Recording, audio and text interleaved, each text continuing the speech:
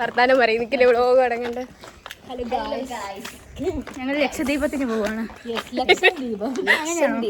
ലക്ഷം ദ്വീപമാണ്. നമ്മൾ പറഞ്ഞത് നേരത്തെയാണ് റെഡി ആയത്.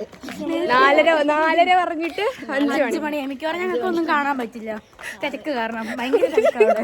6 to 7 അവിടെ ഉള്ളൂന്ന് പറഞ്ഞു. നമ്മൾ എത്തുമ്പോഴേക്കും മിക്കവാറും 6. എല്ലാരും പറഞ്ഞു പോകുന്നെങ്കിൽ ഇപ്പൊ തന്നെ പൊക്കോന്ന്. 4 മണിക്ക് നമ്മളോട് എല്ലാരും പറഞ്ഞു. പക്ഷെ നമ്മൾ കേട്ടില്ല.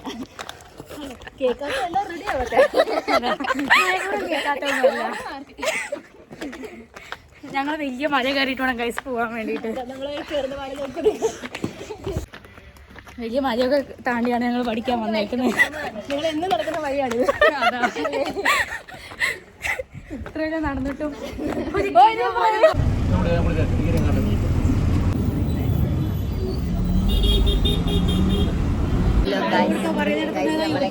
കാത്തിരിക്കുന്നത്. എനിക്ക് ബാക്കി എടുക്കാൻ അറിയില്ല. സജ്ജീകരിച്ചിരിക്കുന്ന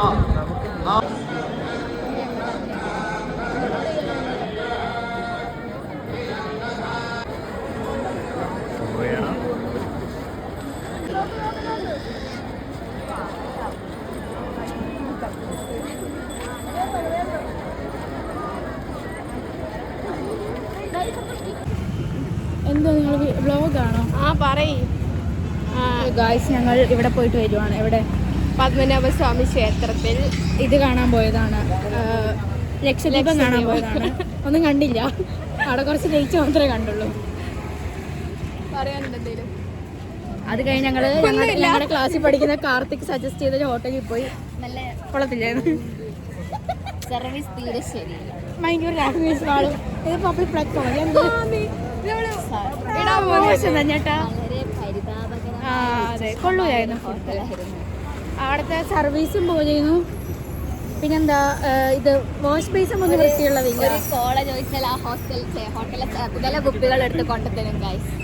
അതൊരു സമയത്ത് ചോദിച്ചാൽ അവിടുത്തെ പക്കറ്റ് വെള്ളം വരെ എടുത്ത് അവർ കാണിച്ചു തരും ഇതാണോ എന്ന് ചോദിച്ചിട്ട്. അങ്ങനത്തെ അയാൾ ബംഗാളിയായിരുന്നു തോന്നുന്നു, മലയാളം തീരെ അറിയില്ല. എന്തോ പ്രശ്നം ഉണ്ടായിരുന്നു. അവിടെ ചിക്കൻ ദോശ ഉണ്ടായിരുന്നു ആദ്യം പറഞ്ഞത്.